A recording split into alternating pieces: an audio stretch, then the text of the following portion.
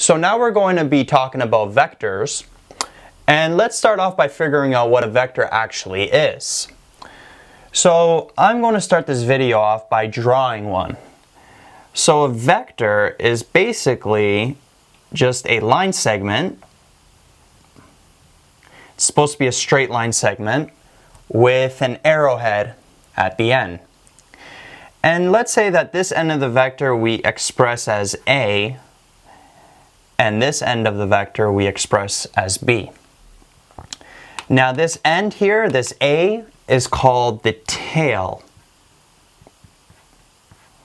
of a vector, and this B here is called the head. So it's just a line segment that's pointing in a certain direction. Now you can also express this vector here in notation that looks like this. AB with this little arrow. So I could have picked any letters here.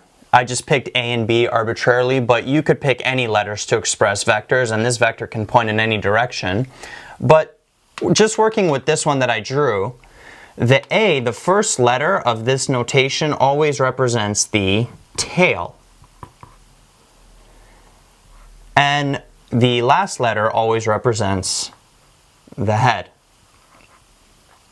So two things I want you to notice about this vector. First off, notice how it's pointing in a certain direction. So if we draw a little compass here, this is north, this is west, south, and east. This vector could have been pointing in any direction, but in this particular case, notice how it's pointing approximately northeast. We don't know the exact bearing, but approximately it's going northeast.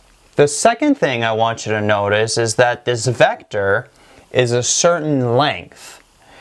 We could have drew it so it's longer in length, so the tail could have started here, and we also could have drew it so it's shorter in length. The tail would have been somewhere in the middle here. So the length is something that matters. And another word for the length of the vector is its magnitude. So if we summarize it, the way I like to think about it, so a vector is basically a directed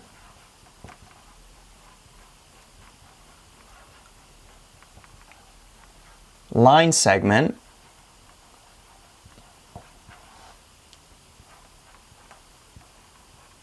that contains both a direction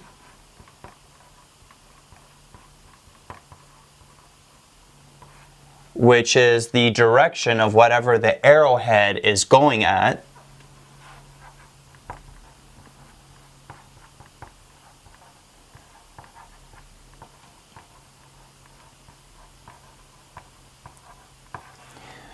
so you could figure out the direction with a compass, so you could use north, west, south, east. And another thing it has to contain is a magnitude.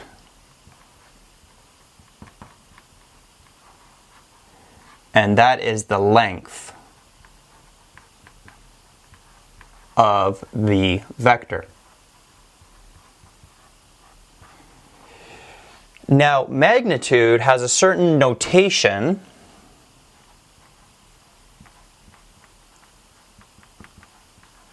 So if we go back to this example here, remember how we took this vector and we expressed it as this AB here with this arrow on the top.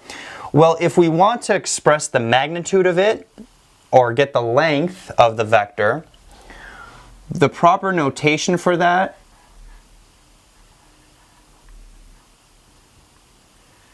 is this. It's basically the vector. We rewrote this notation, this AB notation, in between two absolute values. These are like vertical lines. So whenever you see something like this, with these two vertical lines on the side, the vector notation with two vertical lines on the side, it means that they are talking or asking for its magnitude. Another point I want to add about magnitude is that it's always non-negative. It kind of relates to absolute values. If you remember, absolute values always make everything positive.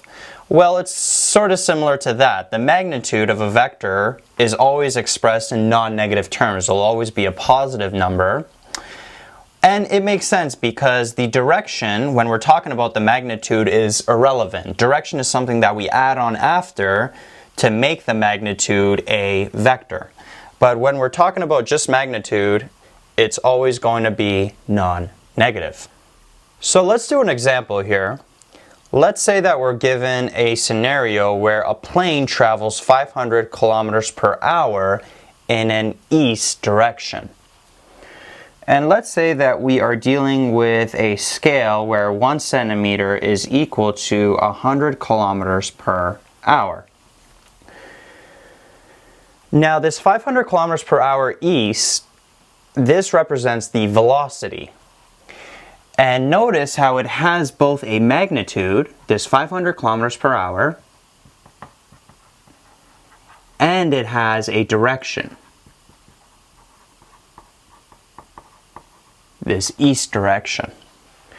So we can represent this scenario with a vector because it contains both a magnitude and a direction.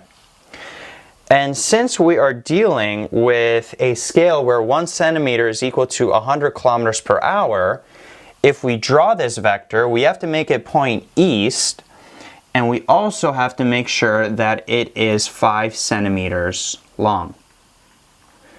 So this length here would be 5 centimeters, and it's pointing in an east direction.